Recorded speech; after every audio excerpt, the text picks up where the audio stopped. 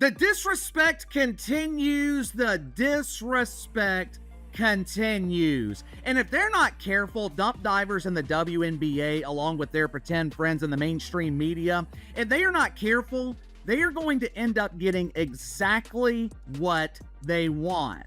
You heard properly, yes. The WNBA will achieve its goals. What do they want, you could ask? How will they resolve it? The WNBA and Caitlin Clark, who is dominating the league but wasn't meant to be the WNBA's poster girl, claim that Indiana fever poses the greatest danger. In order to address this, the league will be expanded, and guess what? The new clubs will be able to choose one player from each squad. By making the Fever lose one or more players every year, the WNBA guarantees that they can gradually but certainly dismantle the enormous machine that the team is growing into. Now, Caitlin Clark is playing it cool. She's trying to please everyone. She's trying to keep her fan base happy. She's trying to ingratiate herself with a group of minimum wage earners that will never accept her.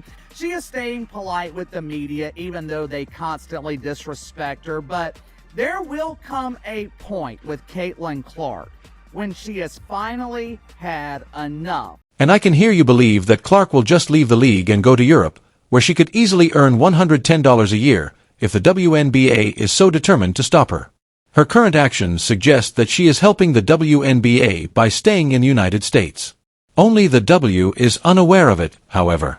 WNBA season ending for many teams, there are already so many players heading overseas to play during the off-season. But with all of the drama currently surrounding the WNBA, on top of the low-paying salaries, some of these players are questioning if they'll even return. The 2026 Indiana Fever season is over, but to put it mildly, it was fascinating. From being among the poorest in the WNBA the season before to entering the playoffs, the team owes a lot to their first-round performance.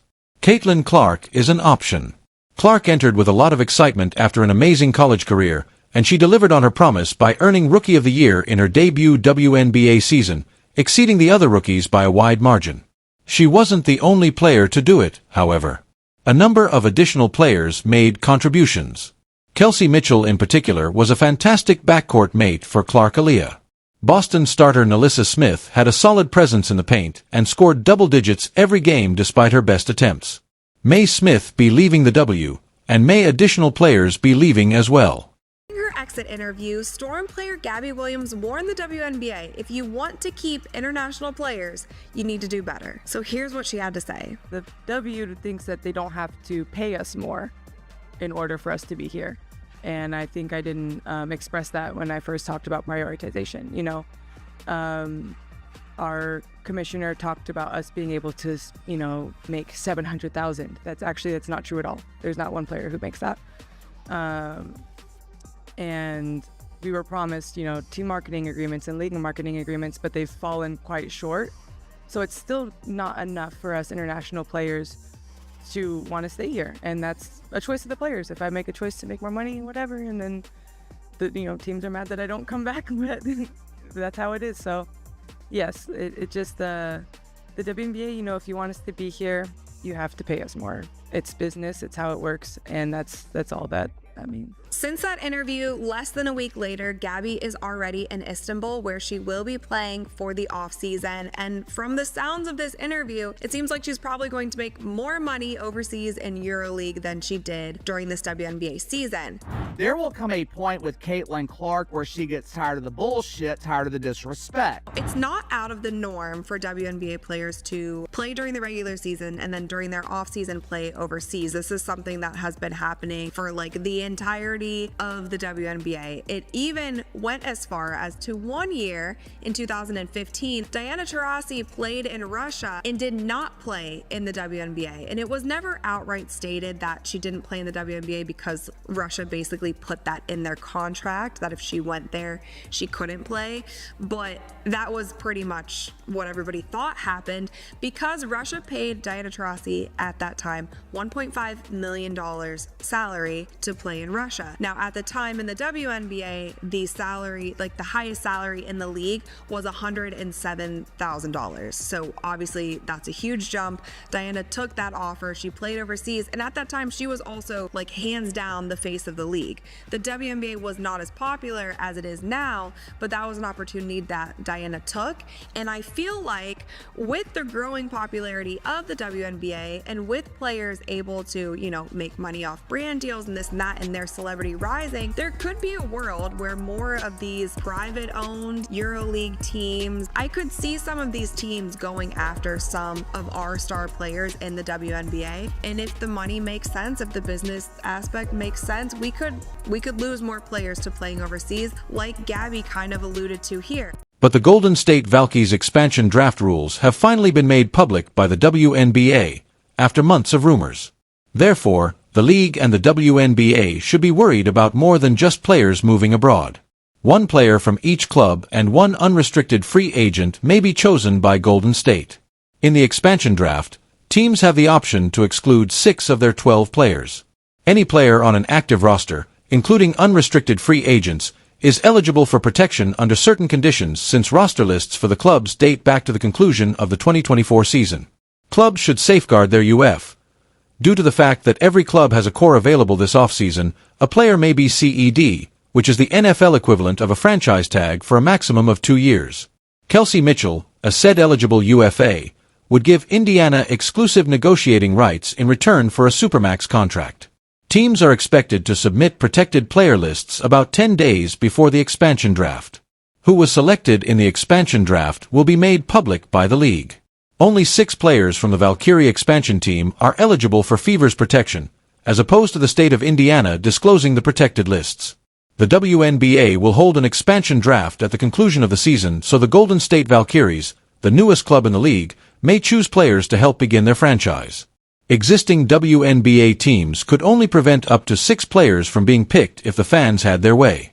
Smith would not be among the many who have chosen not to rank him in their top 6.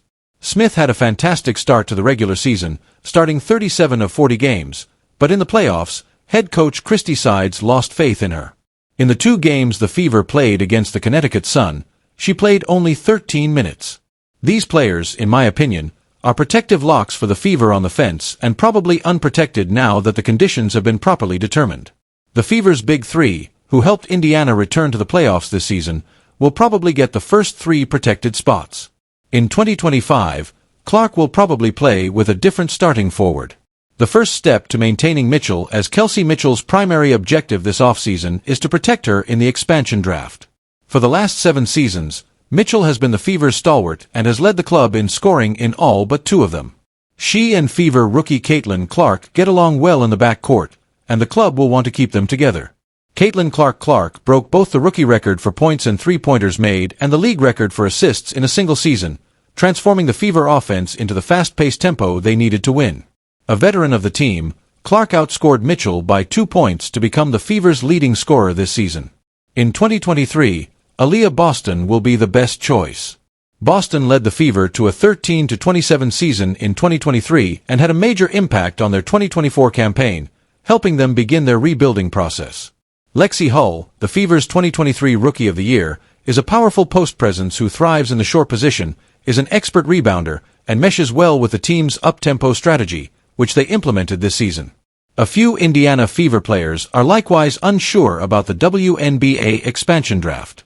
This season, the Fever must choose 3 of the 4 outstanding servants listed below. Because they have been key bench players or starters throughout the season, each of these players has a compelling argument for protection. On this list, I believe Hull has the highest chance of being preserved. In 1 season, her rookie contract expires. She received little minutes and even a couple DNPs at the beginning of the season while on the bench. However, she excelled during the Olympic break, playing a fantastic game for Indiana in the dying minutes and raising her three-point shooting from 22% to over 50% in 15 games. Nalissa Smith's Fever would normally shield her. However, I believe it would be better for the two to split ways since unrelated things are dominating the season, such as Smith's vocal complaint of the lack of touches she's had this season and her admission that she didn't contribute as much as she had wanted. The team may shield Smith, a former number 2 selection, while simultaneously expecting to gain from a trade or holding her for the last year of her rookie contract in 2025. Fagman, Tammy. The 32-year-old forward Lee has been an important part of the Fever, receiving Clark's cross-court passes in transition despite being restricted to 22 regular season games due to 3 ailments to her thumb, foot, and shoulder.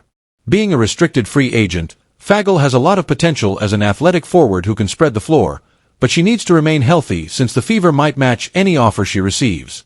Another injury-plagued forward, Dantas Dyrus, was sidelined for almost half of the season due to a preseason knee injury. However, she quickly returned to the starting lineup, providing much-needed depth to the front court. She still has 1 year remaining on her contract, and her ability to regularly score three-pointers provides the squad lots of room on the floor and a burst of enthusiasm.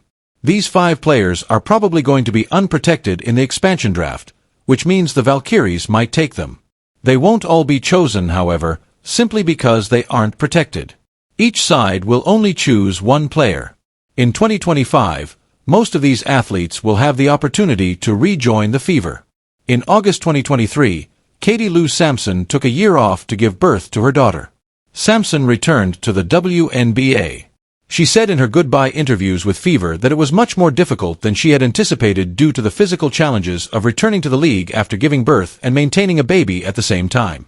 Samuelson is expected to earn $180,000 from the Fever in 2025 and has 1 year remaining on her contract. She started the season in the starting lineup at 3, but because Clark took over at point guard this season, she was unable to shoot from 3, which caused her numbers to drop. The number 7 selection in 2023, Grace Berger, had a significant drop in playing time. Bergerer, an all-rookie guard in 2023, mostly played garbage time this season. In order to perhaps get more playing time somewhere, she could benefit from a change of scenery. Despite having the Fever for 2 years, Victoria Saxton has not yet established herself as a regular rotation player despite being selected in the 3rd round of the 2023 selection. Her best performance of the year came when she scored 5 points in 5 minutes during the regular season finale when the starters were rested because of a fever. This cycle, Christy Wallace, who won bronze with Australia, was the only Olympian with a fever. Apart from that, she had a mediocre season, starting 15 games at the 3 due to the fever until Hull took her spot at the conclusion of the campaign. With Clark joining the club this season, she still has 1 year remaining on her rookie deal. Erica Wheeler, a 10-year veteran of the WNBA, just signed a significant 2-year deal that made her the most paid player in the league in 2023. Wheeler was moved from the starting lineup to the bench, but she was a vital veteran who helped Indiana's morale. This summer, Wheeler is an unrestricted free agent. What do you want to achieve? More precisely, who do you believe the Valkyries will choose prior to the start of the next season? Please share your opinions in the space provided for comments below.